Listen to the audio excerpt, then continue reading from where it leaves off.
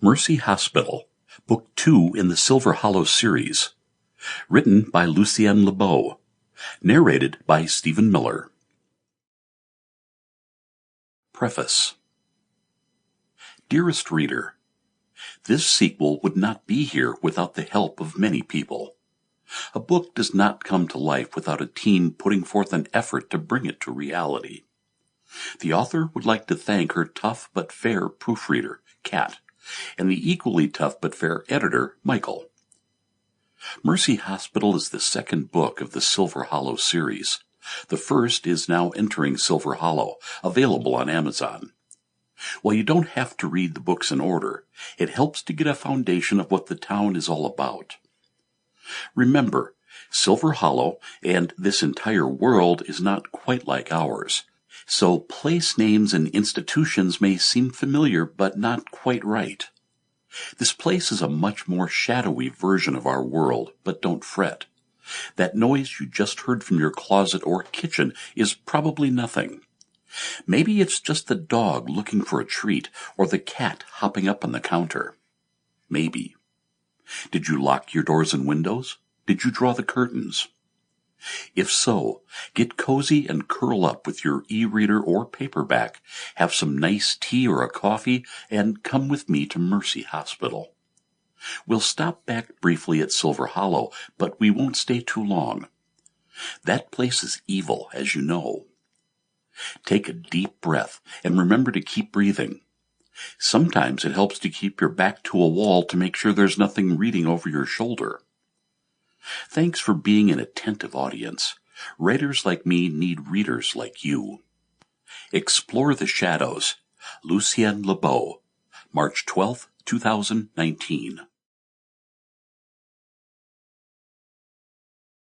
Dubbs' house. Colonel Dubbs?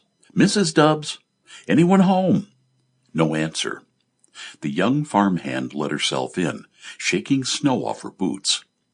The braided rug soaked up the melting river. It's cold in here. You want I should light a fire? Silence. Marquita dropped the milk jug, wooden slats rattling from the impact. They should be home. Did they leave for Gray City? Were they on a visit? Marquita spoke through chattering teeth, then picked up the jug once more to bring it into the kitchen, a short jaunt from the back door. A clatter like a book falling on a hardwood floor came from upstairs and roused the woman's attention. She put the jug in the cold store and headed that way. They're awake by now most days.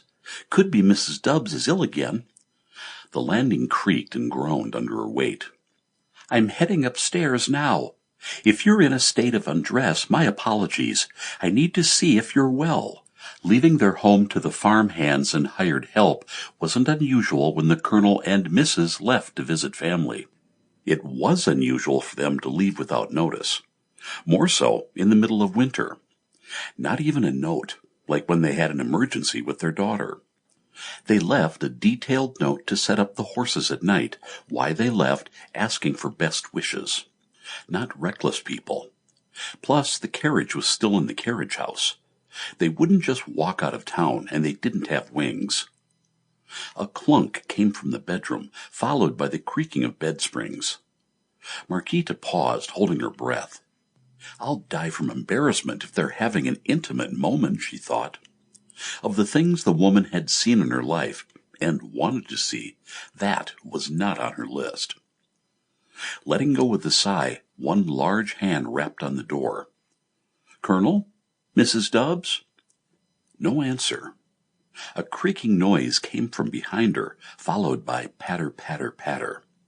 Marquita turned, chest tight, and gasped. There was nothing there. The house breathed around her for a moment, its walls expanding and contracting back. She closed her eyes and shook her head. Something about this house. She didn't like being alone in it for long. Most times she wasn't. There was always someone on the property, either the owners or, when they were away, hired hands and help. Sometimes Marquita would stay during the day, but after she tended the animals, she went straight home. It wasn't because she was superstitious or a traditionalist. Sample complete. Ready to continue?